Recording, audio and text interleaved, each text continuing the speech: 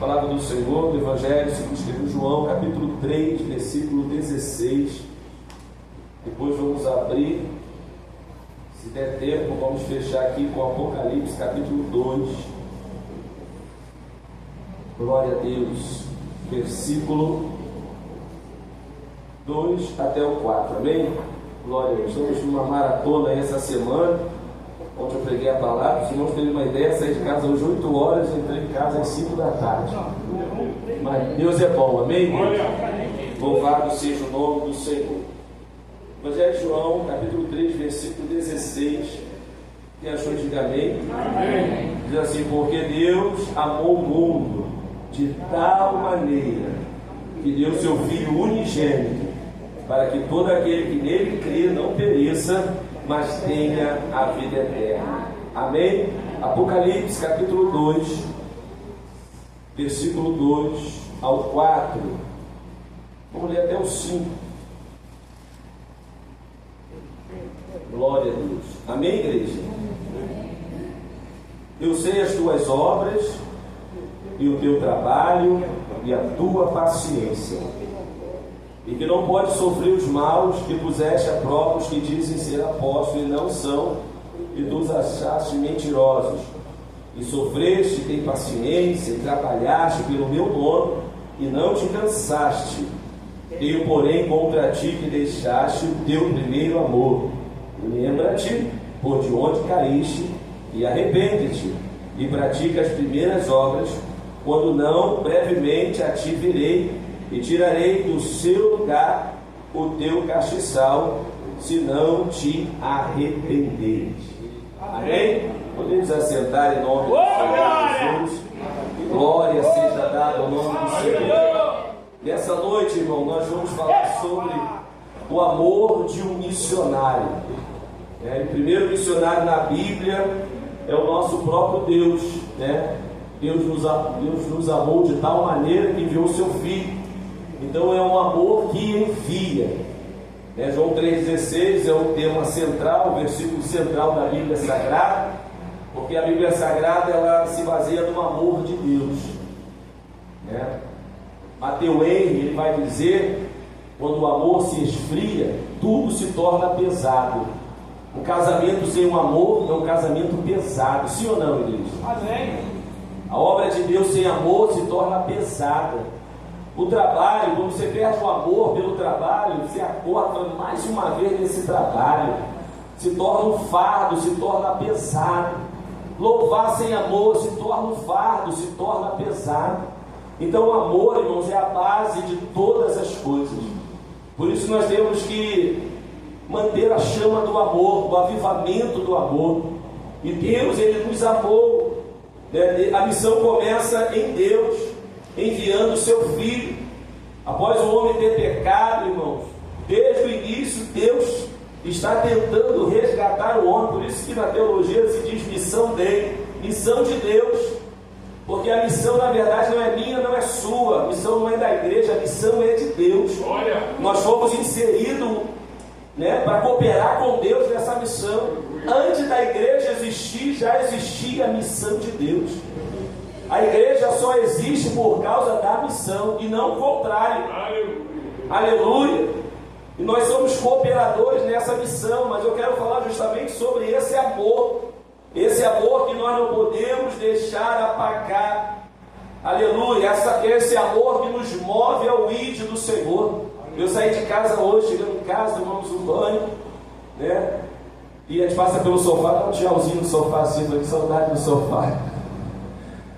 Às vezes é assim, né, irmãos? Dá saudade da cama, do sofá. Mas eu falei para minha filha, para minha esposa, minha filha, olha.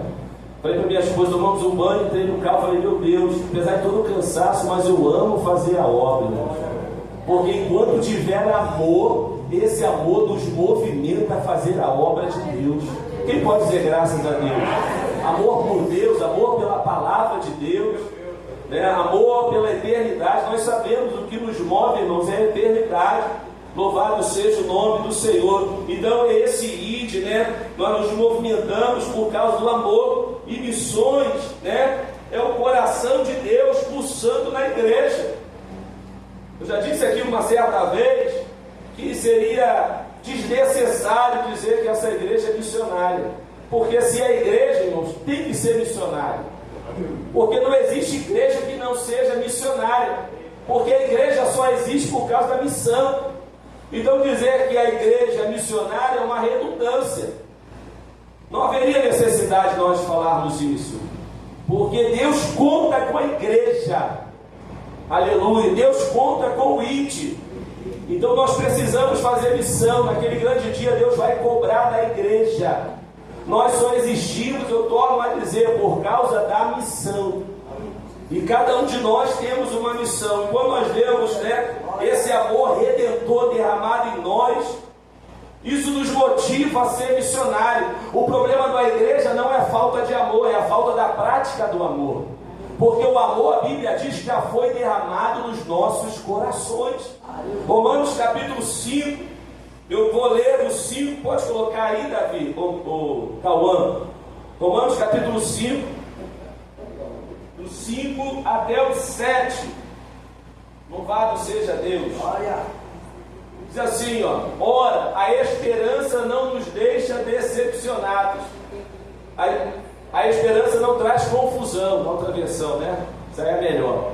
Porquanto o amor de Deus está derramado, que pode dizer amém? Amém. Eu vou repetir, porque o amor de Deus está derramado em nosso coração, pelo Espírito Santo que nos foi dado, porque Cristo, estando nós ainda fracos, morreu ao seu tempo pelos ímpios, porque apenas alguém morrerá por um justo, pois poderá ser que pelo bom alguém ouse a morrer. Mas Deus prova o seu amor para conosco, em que Cristo morreu por nós. Quem era pecador aí? Quem era pecador? E por que a gente não tem misericórdia com o pecador lá fora? Porque Cristo, mas Deus prova o seu amor para conosco, em que Cristo morreu por nós, sendo nós ainda pecadores. Então Deus derramou o seu amor em nossos corações. Deus nos amou e enviou seu Filho. Somos nós agora que temos que amar as almas. Se o amor se esfriar no nosso coração, irmãos, os perdidos vão continuar perdidos. O que faz uma igreja sair depois de uma escola dominical no domingo, eu esqueci o nome daquele lugar, na casa de Débora, eu sei, mas Capivari, lá em Capivari, irmãos, chegar em casa às 15 horas, normalmente chega às 15 horas, às vezes às 16 horas, por isso que são poucos que vão, porque tem que abrir mão do almoço. Aqui na nossa igreja teve um obreiro que quando dava meio-dia ele falava: pastor, leva a mão não, mas meu almoço é meio-dia. E eu não abro mão do meu almoço a meio-dia. E levantava e ia embora. Agora o que leva um cristão, irmãos, a abrir mão, e isso não é nada, se nós formos contar os missionários que abrem mão para ir para a Coreia do Norte, que abrem mão para ir para o Oriente Médio, que abrem mão para ir para o Iraque, como o nosso missionário Jefferson, que abrem mão para ir para a Bolívia, 50 graus, como o pastor Rodrigo. O que faz isso se não for o amor pelas almas? O que faz um jovem casar se não for o amor pela sua esposa?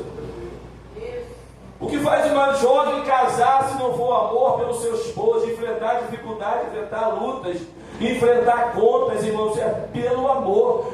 Eu só estou aqui porque eu amo o meu Senhor Jesus. Mas a Bíblia diz que Ele nos amou primeiro, sendo nós ainda pecadores. Então esse amor em nós, aleluia, é que nos movimenta. Nós éramos indignos, mas Deus nos amou. Nós não merecíamos nada, mas Deus nos amou. Nós éramos perversos, mas Deus nos amou. Nós éramos mentirosos, adúlteros, mas Deus nos amou. O seu favor imerecido, a sua graça nos alcançou. E ai de mim se não for o amor do Senhor, eu não estaria aqui.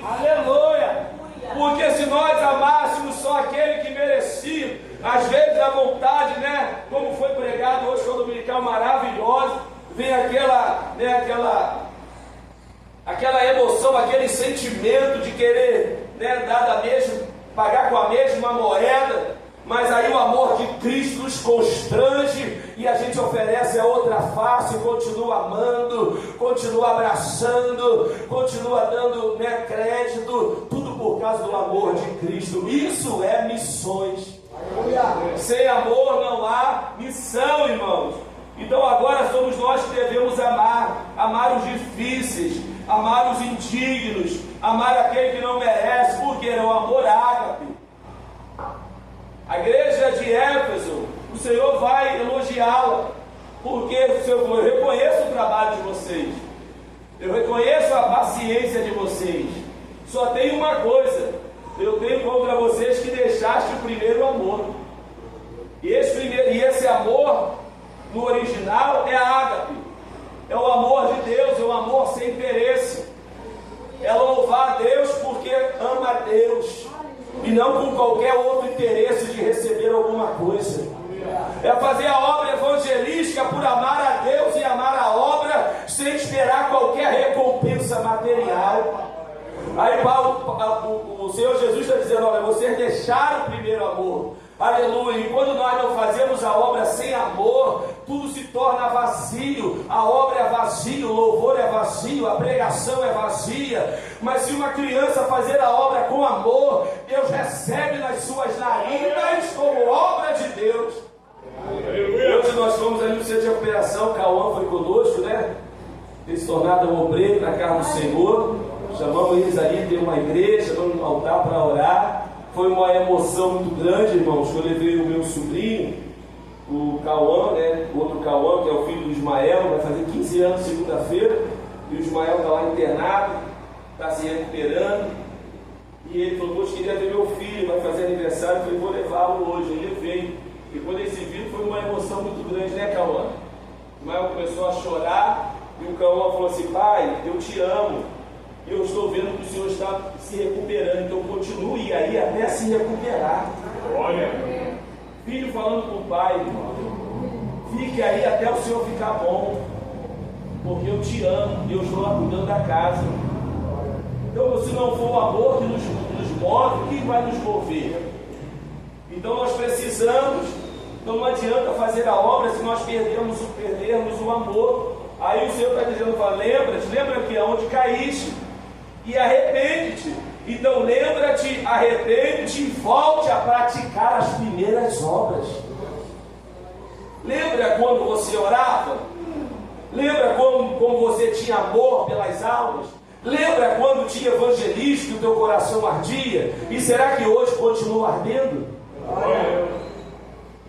Lembra quando tinha uma obra missionária? Lembra quando tinha algum evento, algo para fazer a obra, o culto do lar? E hoje, como está o teu coração?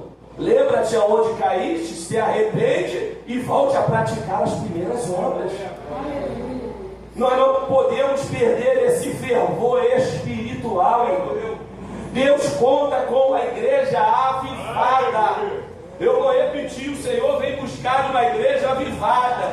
O Senhor vem buscar Filadélfia, uma igreja do amor fraternal e uma igreja missionária. Aleluia! O Senhor não vem buscar Laodiceia, uma igreja rica, que pensa que é rica, que é muito pousuda, muito bonita, e o Senhor está olhando dizendo: é pobre, é cega, é nua, está nua. Não, o Senhor vem buscar uma igreja que guarda a palavra. Quando guardaste a palavra da minha paciência, eis que eu guardarei na hora da tentação e há de vir sobre este mundo. É uma igreja que guarda a palavra. Então, se Deus nos amou quando nós éramos pecadores, nós podemos amar qualquer um que cruzar o nosso caminho. A oração do Pai Nosso, irmão: assim como o Pai nos perdoou, nós devemos perdoar. Não sei se eu já falei aqui, o pastor estava orando por uma irmã, e o casamento dela estava indo de mal a pior, e ele não aguentava mais, já tinha orado, já tinha jejuado, campanha, e continuava o mesmo problema, a mesma situação. Até que o pastor teve um insight assim, aquele insight do Espírito Santo: ora o Pai Nosso com ela. Aí quando chegou naquela parte, pai, perdoa-me assim como eu, ela travou. Ela não conseguiu concluir a oração. Por quê? Faltava perdão. E o pastor continua, ela, pastor, não consigo. Pai, perdoa-me, como assim eu tenho perdoado? Ela não conseguia. E aí o Senhor falou, aí está o problema, perdoa o teu esposo, que Deus vai restaurar o teu casamento. E ali houve perdão, quem crê nessa palavra? E ali houve perdão e houve restauração. Então não tem como, irmão. Se Deus nos amou, eu tenho que amar. Se Deus me perdoou, eu tenho que perdoar. Se Deus se humilhou, eu tenho que me humilhar. Se Deus se sacrificou, eu tenho que me sacrificar. O Senhor é o nosso exemplo. Então esse desejo de salvar os perdidos é a marca do servo do Senhor. Nós não podemos ser indiferentes com os perdidos, irmão. Precisa voltar esse amor no nosso coração. Então o amor de Deus cria em nós o desejo de ver pessoas salvas. Nós não podemos nos conformar com os perdidos. Claro, né, uma palavra muito boa que o presbítero Nilson deixou para o ministério, numa reunião, e ele falou algo muito sério e muito forte, né? Que nós não podemos levar o peso do mundo. Às vezes nós, como obreiros, pastores, a gente sente, né? Às vezes o irmão não se converte, o outro não volta, o outro é rebelde. Aí você traz para você, para o teu coração, aquele peso e traz essa responsabilidade. Nós não podemos trazer a responsabilidade do mundo, porque nós não vamos consertar o mundo, sim ou não? Mas nós também não podemos ser indiferentes com os perdidos. Nós temos parentes perdidos, sim ou não? Ou todos os parentes são salvos? Dentro de casa, às vezes, temos filhos perdidos e a gente não pode se conformar. Bonitinho, tá legalzinho, tá isso, mas está perdido, irmão. E aí? Qual é a palavra que eu tenho dado? O que eu tenho feito? Ou eu não estou fazendo nada? Então nós precisamos nos posicionar. Aleluia. Então um obreiro, um servo do Senhor sem paixão por almas, ele está desconectado da missão, como foi falado hoje. Eu não preciso sair do meu trabalho para fazer missão. Eu não preciso sair da escola para viver 24 horas na igreja para fazer missão. Não, se Deus te colocou no teu trabalho, é porque ali tem missão para você fazer. Ainda que seja na polícia militar, como alguns jovens querem fazer. E às vezes a gente brinca, né, que não é lugar para você ir, mas ainda assim, se Deus te colocou lá, é porque Deus quer um missionário lá. Se Deus te colocou na faculdade, um lugar cheio de ideologia de gênero, um lugar perverso, mas se Deus te colocou lá, se posicione como missionário lá. Na política, Deus te colocou na política, pastor, Deus tem um chamado na política, mas é um lugar perverso, está dominado, mas se Deus te colocou lá, seja um missionário lá na política. Aleluia! Porque nós precisamos, e o mundo precisa ouvir a palavra do Senhor. Então nós precisamos ter esse amor, não podemos estar desconectados da missão. Então quando nós nos distanciamos dos pecadores, quando nós nos distanciamos, né, dos perdidos, nós estamos distanciando do desejo de Deus, da vontade de Deus. E a vontade de Deus é o ide por todo mundo e pregar o Evangelho. Quem crê e for batizado vai ser salvo, mas quem não crê já está condenado. Mas eu não posso me omitir de pregar a palavra. Fui na padaria, eu preciso pregar a palavra na padaria. Fui no açougue, eu preciso de alguma forma falar de Jesus, irmão. Às vezes é difícil, né? Nós estamos numa fila, mas tem sempre uma oportunidade de falar de Jesus. Se você estiver conectado com a missão, irmão, você vai ter sempre a oportunidade de falar de Jesus de alguma forma, seja na barraca, seja em algum lugar. Mas está todo desligado, todo desconectado, irmão. Você vai entrar e sair, vai entrar e sair, entrar e sair, e não vai sair dos teus lábios uma palavra missionária. Quem está entendendo esta palavra? Então nós precisamos nos envolver, porque o estado do perdido é esse aqui, ó, 2 Coríntios 4:4, nos quais o Deus deste século cegou os entendimentos dos incrédulos, para que não lhe resplandeça a luz do Evangelho, da glória de Cristo, que é a imagem de Deus. Ou seja, o ímpio está cego, irmãos. O mundo está cego. O apóstolo Paulo vai dizer em Efésios capítulo 2, que o Senhor nos vivificou. nós estamos mortos em nossas concupiscências. O problema no mundo não é doença, mas é morte. O mundo não está doente, o mundo está morto espiritualmente. É pior do que uma doença, é pior do que um câncer. Só o Senhor pode vivificar, só o Senhor pode dar vida. O primeiro avivamento é o avivamento da conversão, é o avivamento quando nós recebemos Jesus como nosso Salvador. Você pode adorar o nome do Senhor.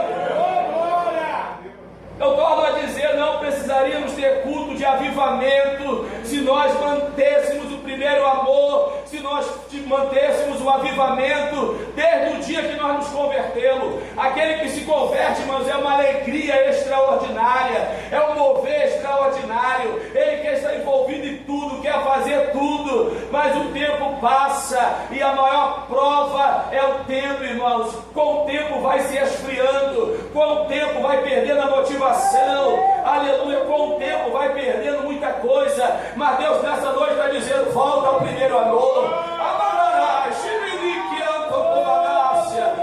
Lembra-te aonde tu caíste, arrepende-te e volte a praticar as obras. Volte a amar Jesus, volte a amar Jesus acima de qualquer coisa.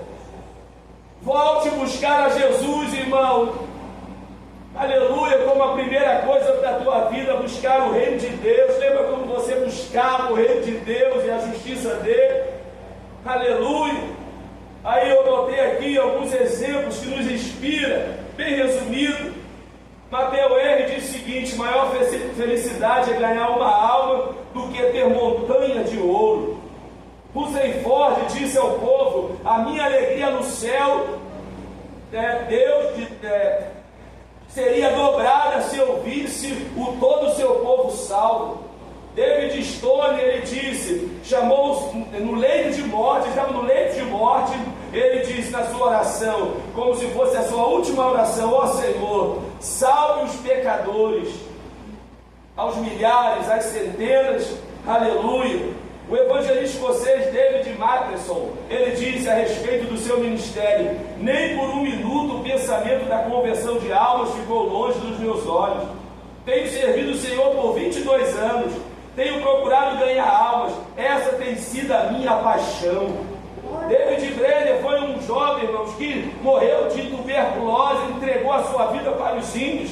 Ele pregava no cavalo, no meio de chuva, tuberculoso, cuspindo sangue, e ele sentia ânsia em seu chamado de pregar para os índios na Nova Inglaterra. Aí ele foi para a floresta e passou a morar, passava horas de oração, jejum, choro pela conversão dos índios que resistiam à sua pregação. Ele ficou conhecido como quem mais orava do que vivia. Gastou toda a sua juventude com os índios. Os índios foram visitados pelo Espírito Santo, que caíam no chão em grande angústia pelo pecado e suplicavam pela misericórdia de Deus. O relato vai dizer, a biografia vai dizer que a maioria dos índios foram salvos para a glória do nome do Senhor. Aleluia! Qual foi o segredo deles? Um amor esmagador pelas almas. Peça a Deus, irmãos, para arder no meu e no teu coração. Nós precisamos pedir a Deus para arder no nosso coração um amor pelas almas. Eu não tenho alegria, eu falei quando saí de cá, eu falei, eu tenho maior alegria de ir para a casa do Senhor, mas a minha alegria maior é quando eu vejo um pecador se arrepender. Irmão, não tem alegria maior de ver alguém voltar para o Evangelho. Não tem alegria maior, irmão, de ver uma prostituta sendo restaurada. Não tem alegria maior de ver um pecador voltando e dizendo: eu quero Jesus. Aleluia! Não tem alegria maior de ver uma alma. A Bíblia diz que há festa no céu quando o pecador se converte. Se eu não me engano, era Charles Spurgeon, irmãos. Ele não ia dormir se não tivesse ganho uma alma por dia. Certa vez ele foi deitar e esqueceu. Ele levantou tarde da noite e falou: preciso ganhar uma alma. Hoje eu esqueci de pregar, de ganhar almas para Jesus. Ele desceu e começou a pregar no quarteirão, até uma alma se converteu ao Senhor. Aleluias! E hoje, irmãos, a gente não tem muito essa preocupação. Nós nos preocupamos com nós mesmos, de vir ao culto, adorar o Senhor. Enquanto isso, as almas estão descendo a sepultura ao nosso lado. E nós precisamos, irmãos, voltar a amar, né? Voltar desse desejo pelos perdidos. Quem concorda comigo, diga amém. Amém. Então esse amor missionário, sacrificial, é o preço de ganhar almas. João capítulo 10, versículo 11, Jesus disse: eu sou o bom pastor, e o bom pastor dá a sua vida pelas ovelhas. Fazer a obra missionária, irmãos, é um sacrifício. Nós temos que sair da nossa zona de conforto. Cansa, dá olheira. Não é um lugar bom, não é um lugar confortável. Tem que atrasar o almoço, às vezes nem almoça. Tem que se cansar, é fadiga. Na segunda-feira tem trabalho, mas eu vou dizer, não tem recompensa maior para o ganhador de almas. A Bíblia diz que quem ganha almas é sábio. Jesus é o nosso padrão. Ele gastou e se deixou gastar, deixou a sua glória, viveu entre nós, doou a sua vida. Então todo amor sacrificial por missões nasce através do exemplo de Jesus. Jesus é o nosso exemplo. Jesus, a Bíblia diz que ele, sendo Deus, não usurpou ser igual a Deus, mas tomou a forma de servo, se tornou homem. Abriu mão, irmãos, da sua prerrogativa, viveu entre os homens, sentiu fome e sede, foi sacrificado na cruz do Calvário. Então, amar almas envolve tempo, conforto, recurso. 2 Coríntios capítulo 12, estamos caminhando para o fim, versículo 15, diz assim: Paulo vai dizer, de muita boa vontade, não, para falar isso tem que amar, de muita boa vontade gastarei e me deixarei gastar pelas vossas almas, ainda que amando-vos cada vez mais, eu seja menos amado. Paulo está dizendo, ainda que não me ame, eu vou continuar te amando. Ainda que não vale a pena humanamente falando, eu vou continuar te amando. Ainda que eu seja rejeitado, debochado, eu vou continuar amando. Ainda que eu me desgaste e não sou correspondido, eu vou continuar amando. Ainda que 1 milhão de pessoas digam que não vale a pena, eu vou continuar amando. Ele diz, de muita boa vontade. Quem pode dizer isso? De muita boa vontade.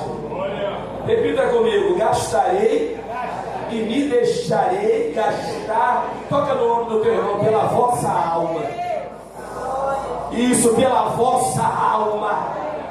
Eu me gastarei e me deixarei gastar. Toca no ombro do teu irmão, pela vossa alma.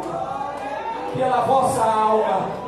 Meu Deus do céu, pela vossa alma, pela vossa alma, pela vossa alma, pela vossa alma, pela vossa alma. Porque pelo justo ousa alguém ainda se gastar, mas pelo injusto, quem vai se gastar? Aleluia! Aleluia! E Paulo vai dizer, de muita boa vontade, irmãos. Tem que ter boa vontade para fazer a obra de Deus. Aleluia! Não dá para fazer a obra de qualquer jeito. Vou lá, tem que ir, eu vou. Tem que cantar, eu vou cantar. Tem que pregar, eu vou pregar. Tem que limpar a igreja, então eu vou limpar. Irmãos, não é por obrigação, é por amor a Jesus. Levante as tuas mãos. É por amor a Ele. Ele nos amou primeiro. Ele me amou quando eu era pecador. Aleluia! Quem pode adorar o nome do Senhor? Irmãos, o pai não deixa de amar o filho se o filho for para o tráfico, se o filho for para outra ideologia de gênero, perde o amor. Ainda mais se o filho for direitinho, certinho, cumprir a vontade e ser obediente. Se Deus me amou quando era todo torto, imagina hoje fazendo a obra e a vontade dele. Quem pode adorar o nome do Senhor? Se ele me amou quando eu era todo esquisito, irmão, bebendo, adulterando, se ele me amou quando eu era um troço, imagine hoje que eu estou procurando andar no caminho dele, fazendo a vontade dele. filho, a posição do filho. Já viu uma mãe rejeitar um filho? Ah, mas o filho foi pro morro, mas a mãe ama. Ah, mas o filho é homossexual, mas a mãe ama. Mas não perde o amor. Imagine quem pode adorar o nome do Senhor.